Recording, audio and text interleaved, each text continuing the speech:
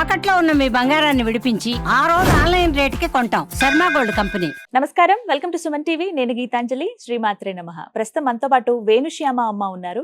వారి గురించి ప్రత్యేకంగా నేను పరిచయం చేయక్కర్లేదండి. శ్రీ విద్య ఉపాసకురాలు, అలాగే కామాఖ్యామృత శోధన అనేటువంటి ఒక సంస్థను స్థాపించారు. అలాగే ప్రత్యేకించి శ్రీ విద్య ఉపాసన ఎవరైతే చేస్తున్నారో వారికి క్లాసెస్ బోధిస్తూ ఉన్నారు.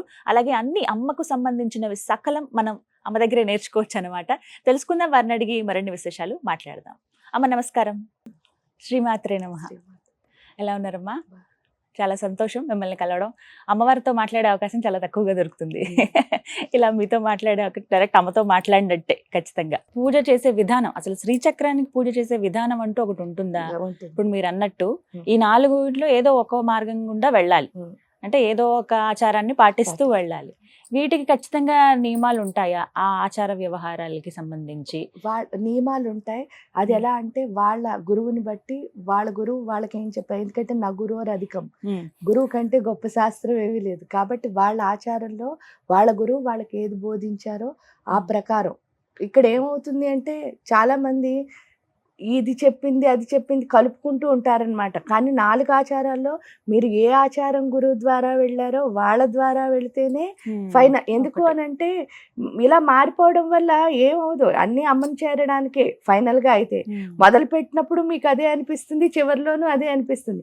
కానీ మధ్యలో సాధన చేయడం మొదలెట్టేసరికి ఏమవుతుంది అంటే కొన్ని అనుభవాలు వస్తూ ఉంటాయి. ఆ అనుభవాలు ఏమవుతాయి అంటే మీరు 2-3 మార్చేసరికి మొత్తానికి మీకు ఏమవుతుంది అంటే అర్థం అవ్వకుండా కన్ఫ్యూజ్ అయిపోయి చివరికి అటు ఇటు కాకుండా, ఎందుకంటే 2 పడవల మీద ఎప్పుడు ప్రయాణం చేయకూడదు. ఆ చేసిన పడవ మీద ఎప్పుడైతే వెళ్ళామో పూర్తిగా మన డెస్టినీ అన్నదాన్ని మనం చేరుతాం. నిజంగా ఇక్కడ చేరుకోవాలనుకున్నది అమ్మవారిని కాబట్టి ఒకే ఒక దాన్ని పట్టుకుని ఫైనల్ గా వెళితే చివరికి ఆవిడ చేరడం అన్నది చాలా సులభం అవుతుంది. అన్నిటినీ కలిపేసుకోవడం వల్ల ఏమవుతుంది అంటే మన బుర్ర అనవసరంగా పాడయ్యి ఏది చేయాలో తెలియక ఇప్పుడు అవుతున్నది అదే అనమాట. ఒకటి చెయ్యరు, అన్నిటిలోనూ అందరిది తెలుసుకోవాలి. క్యూరియాసిటీ అంటే తెలుసుకోవడం కాదు, జిజ్ఞాస వేరు, క్యూరియాసిటీ వేరు. జిజ్ఞాస ఏంటి అంటే వాళ్ళకి వాళ్ళు దాన్ని ఫైండ్ చేసుకుంటూ వెళ్తారు. ఏంటి, ఓహో ఇది ఇదా అంటే వాడు సాధన చేస్తూ వచ్చే అనుభవంతో ఇంకోటి చేస్తూ ఇంకోటి అలా నేర్చుకుంటూ వెళ్ళేదాన్ని జిజ్ఞాస అంటారు. ఇక్కడ క్యూరియాసిటీ అంటే ఏంటంటే మీరేం చేస్తున్నారో చూడడం. అవును, ఎదుటి వాళ్ళు. సో క్యూరియాసిటీ వల్ల అసలు ఉపయోగం లేదు. దానివల్ల ఏంటి అంటే అనవసరమైన బుర్ర పాడయి మనం చేసేదాన్ని చేయక చివరికి అటు ఇటు కాకుండా అయిపోతాం. అదే జిజ్ఞాసతో వెళ్ళామనుకోండి, సాధన చేస్తూనే నేర్చుకుంటూ మళ్ళీ ఇంకొంచెం నేర్చుకుంటూ, ఈ అనుభవం నుంచి ఇంకొంచెం నేర్చుకుంటూ. ఎందుకంటే ఫస్ట్ రోజు మీరు స్టార్ట్ చేసినప్పుడు ఇలా ఉండరు, మీలో ఏం మెచ్యూరిటీ ఉండదు. కానీ మీరు చేయగా మీలో ఏమొస్తుంది, ఒక మూర్తి మీరు ఏం చేస్తున్నారో మీకు తెలుసు, ఆ క్లారిటీ వస్తుంది. ఎప్పుడైతే వచ్చిందో మీరు దాంతో ఏం చేయగలుగుతారు, ఇంకో అనుభవం సాధించగలుగుతారు. ఇంకో ఆ అనుభవం నుంచి ఇంకొచ్చి అంటే రోజు రోజుకి మీలో ఏం పెరుగుతోంది, పెర్ఫెక్షన్ అన్నది పెరుగుతుంది. అది పెంచుకోవడాన్ని జిజ్ఞాస అంటారు. క్యూరియాసిటీ అంటే ఏంటంటే మీరు ఎలా చేస్తున్నారో నేను చేయాలని ట్రై చేస్తాను. ఎందుకంటే అది కాపీ అవ్వదు, ఎప్పుడు అవ్వదు. ఎందుకంటే నా పేపర్ నేనే రాయాలి. ఇక్కడ పరీక్ష పేపర్ ఒకటే అయినా నా స్టైల్ నాకు ఉంటుంది ఖచ్చితంగా. ఎందుకంటే సృష్టిలో ఉన్న ప్రతి ఒక్కరికి ఒకటే పేపర్ ఉంటుంది. కానీ నా స్టైల్లో నేను రాయాలి తప్ప మీ స్టైల్లో రాయాలని చేస్తే అది ఏమవుతుంది అంటే పులిని చూసి పిల్లి వాతలు పెట్టుకున్నట్టు అయిపోతుంది. అంటే మనం ఎంత గొప్ప అయినా అవ్వచ్చు, మనలో ఎన్ని టాలెంట్లు అయినా ఉండొచ్చు, కానీ మన టాలెంట్ ని చూడకుండా వేరే వాళ్ళ టాలెంట్ ని ఎప్పుడైతే చూసామో మనం ఎలాగో పిల్లిలాగే అయిపోతాము. కాబట్టి అలా కాకుండా మనం ఏ గురువునైతే నమ్మామో ఆ గురువు ద్వారా కనుక వెళ్ళి మన డౌట్లు ఏమైనా వచ్చాయి, తప్పు లేదు, మనకంటే కొంచెం ముందు వెళ్ళిన గురువుని అడిగి తెలుసుకోవడంలో, లేదు నేనే ఓన్గా తెలుసుకుంటానండి అని అనుకుని మనకి ఈగో ఉందనుకోండి, అది ఎప్పటికీ వర్కౌట్ అవ్వదు. ఎందుకు అని అంటే ఇవన్నీ ఫైండ్ చేస్తాం తప్ప నిజమైన రూట్ లో మనం వెళ్ళలేము. కాబట్టి ఒక్క ఆచారం పట్టుకుంటే దాన్ని పట్టుకుని వెళ్ళడమే అన్నిటికంటే శ్రేయస్కరము. ఈ విధంగా ఒక ఆచారంలో స్టార్ట్ చేయాలి అసలు శ్రీచక్రం. మా ఇంట్లో స్టార్ట్ చేసే వాళ్ళు కూడా ఇలాంటి ఆచారంతోనే వెళ్ళాలి. ఇప్పుడు సాధారణంగా ఇంట్లో ఒక శ్రీచక్రం నేను తెచ్చుకున్నాను, మేరు నేను తెచ్చుకొని పెట్టుకున్నాను. నేను పూజ స్టార్ట్ చేయాలనుకున్నప్పుడు ఏ విధంగా చేయాలి? ఇళ్లల్లో చేసేవాళ్ళు. ఇళ్లలో చేసే గృహిణులు. మామూలుగా గృహిణులు ఎప్పుడైనా చేసుకోవాలి సరదాగా, అంటే నాకు ఇవన్నీ వద్దు నేను చేసుకోవాలి, ఏదైనా ఫైనల్ గా అక్కడికే తీసుకెళ్తుంది. ఎందుకంటే అమ్మ మనని మారుస్తుంది కదా, లోపల ఎనర్జీ ఎప్పుడైతే మారిందో చివరికి ఆ శ్రీ విద్య ఉపాసనకి వెళ్ళాలని అనిపిస్తుంది. కాకపోతే ఫస్ట్ నేను చేయలేనేమో అనే భయం ప్రతి ఒక్కళ్ళకి ఉంటుంది. ఎందుకంటే అవేవో చాలా పెద్దవేమో అని అనిపిస్తూ ఉంటుంది అనమాట. కాకపోతే అది చేస్తూ ఉన్నప్పుడు మనలో శక్తి ఎప్పుడైతే మారుతుందో, మారిన ప్రతిరోజు మనం ఏమవుతాం, యాక్టివ్ అవుతాం. యాక్టివ్ ఎప్పుడయ్యామో ఇంకొంచెం ఎక్కువ చేయాలి. ఎందుకంటే విద్యకున్న ఒక లక్షణం ఉంది. ఆ విద్య సరస్వతీదేవికి చాలా ఉన్న మంచి లక్షణం ఏమిటంటే, విద్య ఎప్పుడైతే మనం స్టార్ట్ చేసాం, చాలా మంది టైర్డ్ అయ్యా ఉంటారు. విద్య చేస్తే అసలు టైర్డ్ అవరు. ఎందుకంటే ఎప్పుడైతే మీకు ఆ నాలెడ్జ్ మీద ఇంట్రెస్ట్ ఉందో అప్పుడు వెంటనే మనకి పార్వతీ అమ్మ వచ్చేస్తుంది. వచ్చి ఏం చేస్తుంది, మనలో ఇంకా అంటే ఆ పని అనిపించదు, ఇంకా చేయాలి ఇంకా చేయాలి అంటే ఇంకా తెలుసుకోవాలనిపిస్తుంది. విద్యకున్న గొప్పతనమే అది. ఎప్పుడైతే ఈ ఇద్దరు వచ్చారో ఆటోమేటిక్ గా ఐశ్వర్యం, అదేంటంటే హ్యాపీనెస్.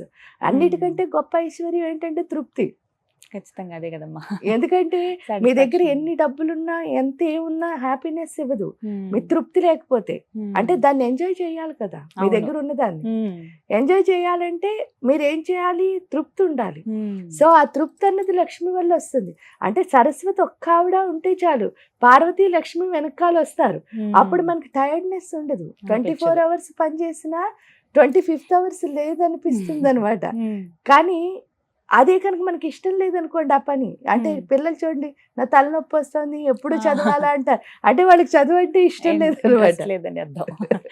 ఇష్టం ఉన్నవాడు ఏం చేస్తాడు, పడుకోవాలనిపించదు, అమ్మో ఇంకోటి ఏదో నేర్చుకోవాలి, టైం అంటే వేస్ట్ చేయకూడదు అనిపిస్తుంది. అది సరస్వతికి ఉన్న లక్షణం అనమాట. కాబట్టి ఇక్కడ మీరు ఎప్పుడైతే స్టార్ట్ చేశారో, అంటే స్టార్టింగ్ పాయింట్ ప్రతి ఒక్కళ్ళకి చాలా ఇంపార్టెంట్. ఎందుకు అంటే ఎవరైనా జీరో నుంచి స్టార్ట్ చేసి మనం 1, 2, 3 వెళ్ళాలి. కాబట్టి ఆ జీరో అన్నది చాలా ఇంపార్టెంట్. ఎందుకంటే ఈ స్టార్ట్ చేసిన తర్వాత ప్రతిరోజు చేయడం ఇవన్నీ కూడా మన హృదయానికి సంబంధించినవే కదా. కాబట్టి ఫస్ట్ ఏంటి అంటే, నేను స్టార్ట్ చేస్తున్నాను, నాకు 5 నిమిషాలే టైం ఉందండి, అంతే, ఇంకా 5 నిమిషాల కంటే టైం లేదు అని అనుకున్నాను నేను లైఫ్ లో. 5 అంటే ఫస్ట్ రోజు 5 నిమిషాలే టైం ఉందంటే 5 నిమిషాల్లో నేను ఏం చేయగలను అంటే ఖడ్గమాలు చేయగలను. ఖడ్గమాలు చేస్తూ ఏం చేస్తున్నాం, పువ్వులు పెట్టి చక్కగా పంచి పూజలు, గంధం పుష్పం ధూపం దీపం సమర్పిస్తున్నారు. అలా ఓ 10 రోజులు 20 రోజులు చేశాక కొంచెం ఏమనిపిస్తుంది, ఇంకొంచెం ఏదన్నా చేస్తే బాగుండు అనిపించింది అనుకోండి, అంటే ఆ ఎనర్జీ అదే చేయిస్తుంది కదా. మనం పెద్ద ఎగ్జాంపుల్స్ చెప్పక్కర్లే. ఒక గారడి ఏదో జరుగుతోంది ఆట, ఆ గారడి ఆట చదువుతుంటే అక్కడ 1000 మంది నుంచుని చూసి హాయిగా ఎంజాయ్ చేస్తున్నారు. ఈ ఎంజాయ్ చేస్తున్న సమయంలో సడన్ గా మీ వైపు ఒకళ్ళు చూసారనుకోండి, మీరు ఖచ్చితంగా వాళ్ళ వైపు చూస్తారు. అది ఖచ్చితంగా ప్రతి ఒక్కళ్ళ లైఫ్ లోనూ జరుగుతుంది. ఎందుకు చూస్తున్నావు అంటే, ఇప్పుడు వాళ్ళు చూస్తున్నట్టు మీకు తెలియదు కదా, కానీ ఎందుకు చూస్తున్నారు అంటే ఈ ఆత్మకి ఎందుకు మీకు శరీరంతో సంబంధం లేదు, కానీ ఆత్మ చెప్తోంది అనమాట వాళ్ళు నేను చూస్తున్నారు అని. వెంటనే మీ చూపు అటు వెళ్తోంది. అంటే అర్థం ఏమిటి అని అంటే, ఎప్పుడైతే నువ్వు ఒకళ్ళని చూస్తే వాళ్ళు నిన్ను చూస్తున్నారు, లేదా వాళ్ళు నిన్ను చూస్తే సడన్ గా మనం ఇదంతా జరిగేది. ఇది ఎందుకు జరుగుతోంది అంటే, ప్రకృతికి ఉన్న ధర్మం ఏమిటి అంటే, నువ్వు ఎలా ఉంటే నీకు అలాంటి వాళ్ళే ఉంటారు నీ చుట్టూ. సో అందుకని నువ్వేం చేస్తే అదే మళ్ళీ నీకు రిపీట్ అవుతుంది. ఇప్పుడు మీరు 5 నిమిషాలు పూజ చేయడం మొదలు పెట్టారు, వెంటనే ఏమవుతుంది, ఓ 10 రోజుల తర్వాత 10 నిమిషాలు చేయాలనిపిస్తుంది. చేయాలనిపిస్తే ఏం చేస్తారు, పాలో నీళ్ళలో ఏముంటే మీ దగ్గర అవి, వాటితో చక్కగా అభిషేకం, మీకు ఏ మంత్రం వస్తే అదే. ఏ మంత్రం రాలేదు, శ్రీ సూక్తులు నేర్చుకుని ఏదో ఒక మంత్రం, ఓం నమ శివాయాను, లేకపోతే శ్రీ మాత్రే నమఃను, మీ ఇష్టం, మీకు ఏమనిపిస్తే దాంతో అభిషేకం చేస్తారు ఒక 5 నిమిషాలు. తర్వాత కట్కమాలతో పువ్వులు పెడతారు, చక్కగా పంచి పూజలు చేసుకుంటున్నారు. ఇలా ఓ 20 రోజులు చేసిన తర్వాత నేను చక్కగా శ్రీ సూక్తులు నేర్చుకుని చేస్తే బాగుంటుందేమో అనిపించింది అనుకోండి, అలా అలా అలా ఏమవుతుంది, ఒక అరగంట మీరు దాని దగ్గర స్పెండ్ చేస్తున్నారు. ఎప్పుడైతే అరగంట సేపు అమ్మ దగ్గర మీరు హాయిగా కూర్చోగలుగుతున్నారు, అదే ఆటోమేటిక్ గా మిమ్మల్ని శ్రీ విద్యా ఉపాసన వైపు తీసుకెళ్తుంది. అంటే మనకి తెలియదు, మనం 5 నిమిషాలు ఫస్ట్ స్టార్ట్ చేయడమే ట్రబుల్ అయితే ప్రాబ్లం. ఆ భయం పోగొట్టడమే శ్రీచక్రం అంటే మనం అర్థం తెలుసుకుంటే అసలు ఇంకా భయమే లేదు. వర్కింగ్ వాళ్ళకి ఒకటే చెప్తూ ఉంటారు, అంత టైం ఉండట్లేదండి మాకు. టైం లేదు అన్నది తప్పమ్మా. ఎందుకు అని అంటే చెయ్యాలనుకున్న పనులన్నీ చేయగలుగుతున్నాం కదా. ఇది ఒక్క దగ్గరే టైం లేదు అంటున్నానంటే మనకి ఇది సెకండ్ అన్నమాట. కానీ ఇది ఎప్పుడు ఫస్ట్ ఉండాలి. ఎందుకు అని అంటే ఆత్మశక్తి లేకుండా ఏది చేయలేం. అదేంటండి నాకు ఆత్మశక్తి లేదంటారా అని అన్నారనుకో కోపం వస్తుంది చాలా మందికి. మాకు శక్తి లేదంటారా, మాకు ఉందండి అంటే ఉందండి. శక్తి లేదు అనడానికి ఒకే ఒక ఎగ్జాంపుల్ ఏంటంటే ఇప్పుడు ఎవరు డాక్టర్ దగ్గరికి వెళ్ళినా సరే ఒకే ఒక ప్రాబ్లం. అదేంటి అంటే డి విటమిన్ డెఫిషియన్సీ. అంటే ఎవరు లేరని మనతో సూర్యుడు లేడు. సూర్యుడు లేడంటే ఆత్మశక్తి లేదని అర్థం. కరెక్ట్. కానీ సౌరశక్తి ఎలా వస్తుంది మనతో అంటే ఒకే ఒకటి. అండ్ మీరు డి విటమిన్ డెఫిషియన్సీ టాబ్లెట్లు ఎన్ని వేసుకున్నా సరే అప్పటికప్పుడు పెరుగుతుంది, మానేస్తే మళ్ళీ నార్మల్ అయిపోతుంది. కానీ డి విటమిన్ పూర్తిగా నిజంగా పెరిగి మీ లోపల ప్రాణశక్తి బాగా ఉండి ఆత్మశక్తి పెరగాలి అంటే ఒకే ఒక మార్గం ఏమిటి అంటే అది మంత్రం. మంత్రమే ఏం చేస్తోంది, మిమ్మల్ని ఆ సూర్యుడిని కలుపుతోంది. ఎప్పుడైతే అందుకనే ఇక్కడ మీకు యంత్ర పూజలు ఎందుకు చేస్తారు అని అంటే యంత్ర పూజతో స్పర్శ తన్మాత్ర తృప్తి పడుతుంది అంటాం. స్పర్శ తన్మాత్ర ఎలా తృప్తి పడుతుంది అంటే చూడండి, చాలా మందికి అసలు మీరు ఎప్పుడైనా గుడికి వెళ్ళారనుకో, ఎవరైనా మీరని కాదు నేనని కాదు అందరికి, గుడికి వెళ్ళగానే ఆ విగ్రహాన్ని ముట్టుకుంటే మనకి హ్యాపీగా అనిపిస్తుంది, సంతోషం. పూజారి ముట్టుకోవద్దన్నారు అనుకోండి, ఎలాగో వెనక నుంచి ముట్టేసుకుంటే చాలా హాయి అనిపిస్తుంది. అంటే దొంగతనం తప్పు చేస్తున్నాం గుళ్ళోకి వెళ్ళి అలా చేయొచ్చా కాదు, కానీ మనకి ఆవిడ ముట్టుకుంటే హ్యాపీ, అవును ఆ అమ్మని ముట్టుకుంటే హ్యాపీ, లేకపోతే ఆ తండ్రిని ముట్టుకుంటే హ్యాపీ. ఏంటి అంటే మనకి మన లైఫ్ లో స్పర్శకు అంత ఇంపార్టెన్స్ ఉంది.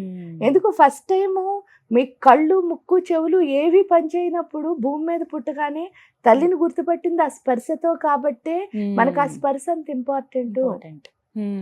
సో ఆ స్పర్శ అంటే ఎప్పుడు ఆ స్పర్శని ఇక్కడ అనుభవించాలి అంటే ఆ అనుభవం ఎలా వస్తుంది అంటే యంత్ర పూజ ద్వారానే వస్తుంది. ఎందుకంటే మన ఋషులు మునులు చాలా గొప్పవాళ్ళు.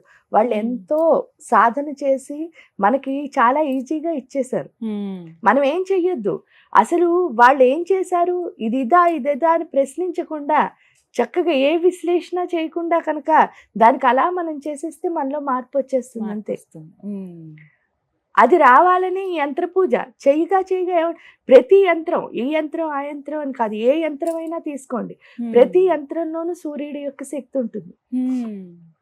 ఆ యంత్రానికి మంత్రంతో ఎప్పుడైతే పూజ చేస్తున్నామో ఆ సౌరశక్తి ఎవరి లోపలికి వస్తుంది, మన లోపలికి వస్తుంది. చేసే వ్యక్తి లోపలికి ఎప్పుడైతే వస్తుందో మనలో సూర్యుడి యొక్క శక్తి ఎప్పుడైతే పెరుగుతుందో ఆత్మశక్తి అన్నది పెరుగుతుంది. అప్పుడే ఆత్మవిశ్వాసం, ఎమోషనల్ బ్యాలెన్స్ అన్నది వచ్చేస్తుంది. ఇప్పుడు పండక్కో పబ్బానికో పుట్టింటికి వెళ్ళాలని చాలా మంది చాలా చాలా హాయిగా అక్కడ ఎందుకు వెళ్తున్నాం అంటే ఏం స్పెషల్ ఉండదు, మీ ఇంట్లో ఏముంటాయో అన్ని పుట్టింట్లో ఉంటాయి, కానీ అక్కడ ఉన్న స్పెషల్ ఒకటే అది ఎవరు అంటే అమ్మ. ఆ అమ్మ ఏం చేస్తుందిట ఎప్పుడు పాపం మనకి అంటే చిన్నప్పుడు ఎలా చేసిందో ఇంత ఏజ్ వచ్చి వెళ్ళినా కూడా అదే జరుగుతూ ఉంటుంది.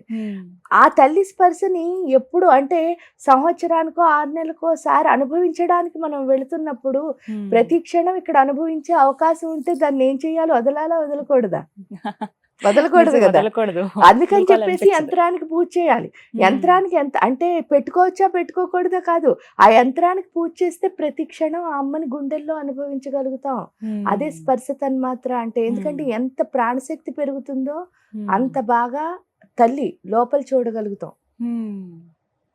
సో ఎప్పుడైతే చూడగలిగారో మీరు ఆ అమ్మని లోపల ప్రతి క్షణం అంక డి విటమిన్ డెఫిషియన్సీ ఉండదు, ఏముండదు. మీ అమ్మ మీతో ఉంది కదా, మీ ఆరోగ్యం అంతా ఎవరు చూసుకుంటారు. అప్పుడు ఆ మంత్రం ఏంటమ్మా, ఏ మంత్రం అయినా పర్వాలేదు. ప్రతి మంత్రం యొక్క శక్తి సూర్యుడిని ఏం చేస్తోంది తీసుకొచ్చి మన గుండెల్లో అందుకే హృదయస్థ రవి ప్రఖ్యాతి.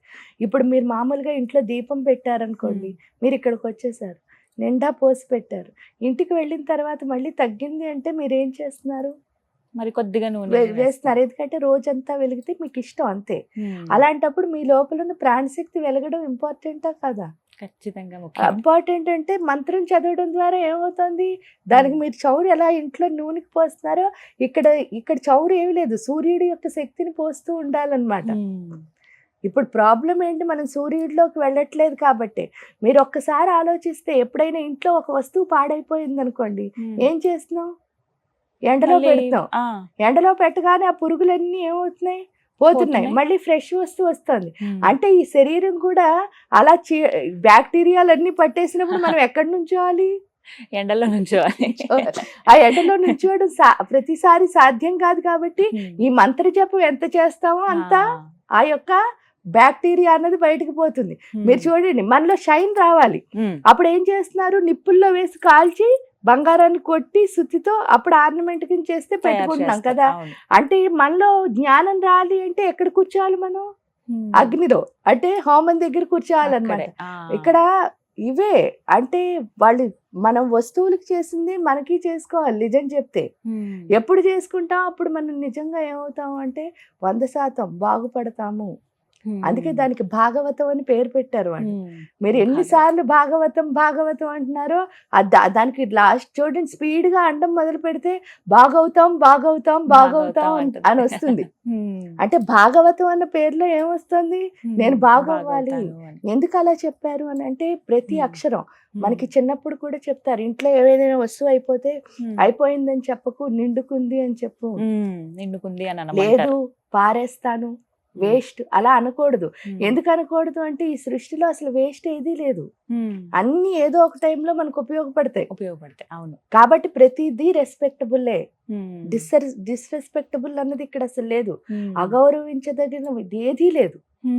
అన్ని గౌరవమే. ఎందుకంటే ఆ గౌరవం ఎప్పుడైతే అది రాలి అంటే ఫస్ట్ ఏం రావాలంటే నన్ను నేను గౌరవించుకోవడం రావాలి. ఎందుకంటే ఆ టేస్ట్ నాకు తెలియదు అనుకోండి, మిమ్మల్ని నేను ఎలా గౌరవించగలుగుతా? అంతే, రెస్పెక్ట్ అనేది ఉండాలి లోపల.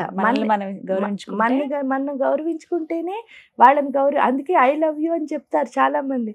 అసలు ఐ లవ్ యూ అన్నది ఉండదు. ఎందుకు ఉండదండి అంటారు. లవ్ అంటే ఏంటి? ప్రేమ అంటే ప్రేమ అంటే ఏంటి? ప్రతిసారి మీకేం చేస్తూ ఉండాలి? ప్రేమ అన్నదానికి తల్లి ప్రేమ ఉంది, ఇప్పుడు రాధ ప్రేమ ఉంది. ఏది చూసినా సరే మీకు అక్కడ ఇవ్వడం నేర్పిస్తున్నారు. కానీ ఇక్కడ మనం ఐ లవ్ యూ ఎప్పుడు వచ్చిందో ప్రతిదీ ఏమిస్తుంది, ఆశించడం వచ్చేస్తుంది. అంటే అక్కడ ఉండకూడదు ఆశించే లక్షణం. నీకు ఇవ్వడమే రావాలి. తల్లి అంటే ఇవ్వడమే. చాలా చక్కగా వివరించారమ్మా. ధన్యవాదాలు. శ్రీమాత్రే నమః.